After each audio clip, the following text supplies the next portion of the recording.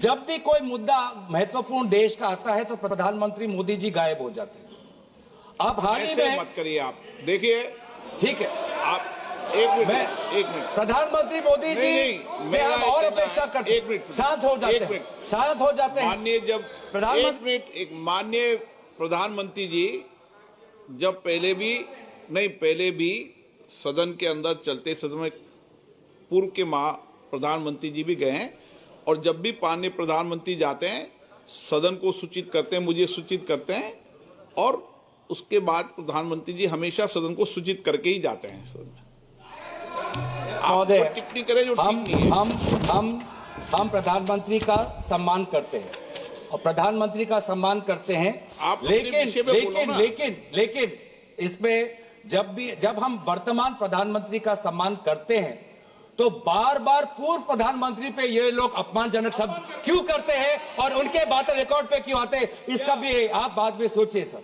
हम सभी प्रधानमंत्री वर्तमान और पूर्व प्रधानमंत्री को सम्मान करते हैं, लेकिन जब भी ट्रेजरी बेंच से अपमानजनक शब्दों का व्यवहार होता है बार बार रिकॉर्ड पे आता है सर, और हमारे तो रिकॉर्ड में रहेगा पता नहीं सर, कल पता चले।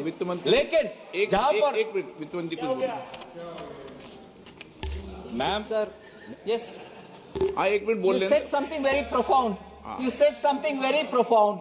You said something very, very profound. I'd like to add to it. Sir, with due respects, it was music to my ears to hear a leading member of the opposition party say that they samman karte hain Pradhan Mantri ji ko. And quickly to add, when Treasury talks about previous Prime Ministers, they speak not in Samman Janak language. How many times has the Prime Minister been abused in this House by them? And how many times he was not even allowed to speak in the House? They stood in the well and shouted.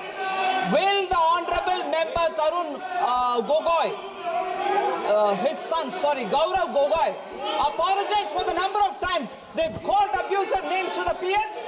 Today he's ironing out all that. He's whitewashing all that. That's not allowed. He should have the grace. He should have the grace to admit that they have abused the Prime Minister. It was wrong and they shall not do it again.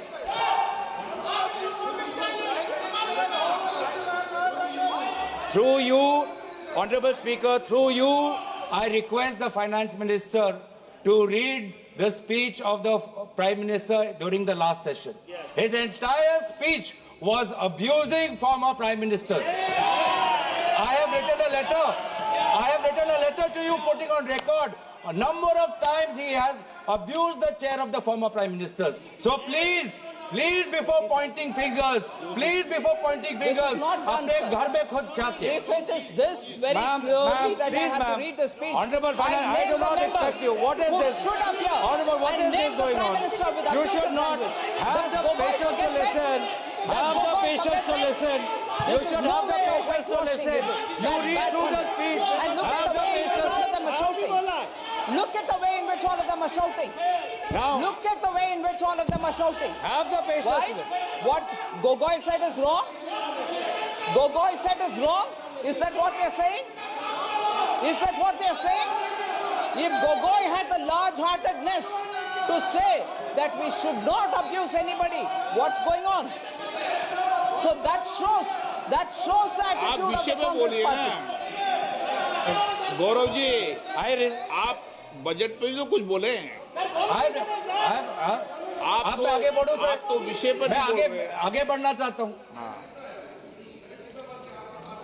यही आपका strategy है, आपका सुनने की ताकत नहीं है। दोबारा ये देखिए, यही स्ट्रेटेजी है, ये है सर। बार-बार started with a good spirit to say that we should respect the Prime Minister. None of them will agree. They don't want to agree. I'll get up every number of times that when an honorable member says you respect the Prime Minister, and that should be the attitude there. No, that member is honorable enough, but not the rest.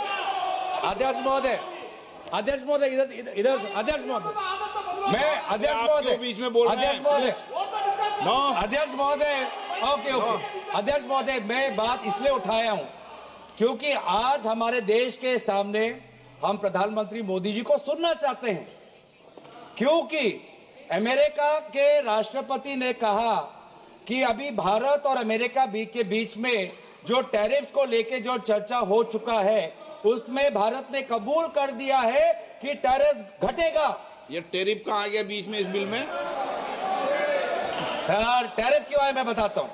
मैं tariff क्यों आता, अध्यक्ष महोदय, मैं आपको आपका प्रश्न में को उत्तर देता हूं।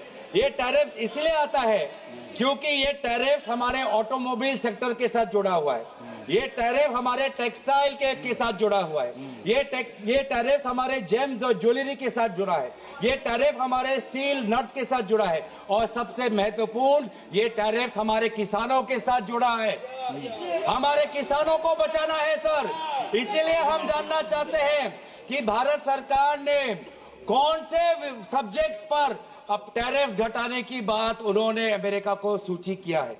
और ये बात तो सर मुझे नहीं लगता कि कॉमर्स मंत्रालय को भी पता होगा, क्योंकि बहुत से चीजें प्रधानमंत्री मोदी जी व्यक्तिगत उनका पर्सनल मैटर होता है, वो व्यक्तिगत रूप से वो बातचीत करते हैं।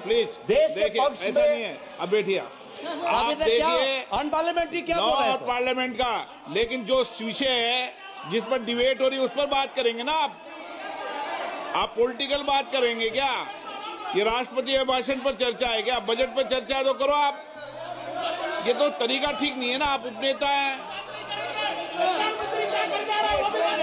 नहीं, ये तरीका ठीक नहीं है। आप बजट पर करें, सप्लीमेंट्री ग्रांट पर करें, मणिपुर की सप्लीमेंट्री ग्रांट पर करें।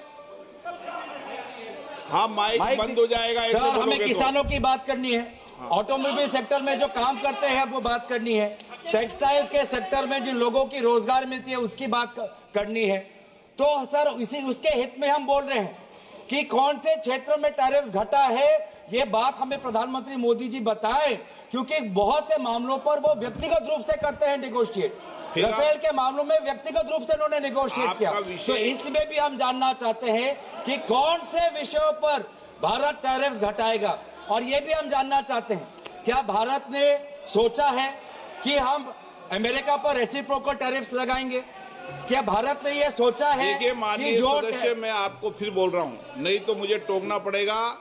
सदन नियम प्रक्रियाओं से चलेगा। अन्नपूर्णा काव घी देश के हर एक खाने को लजीज बनाता है।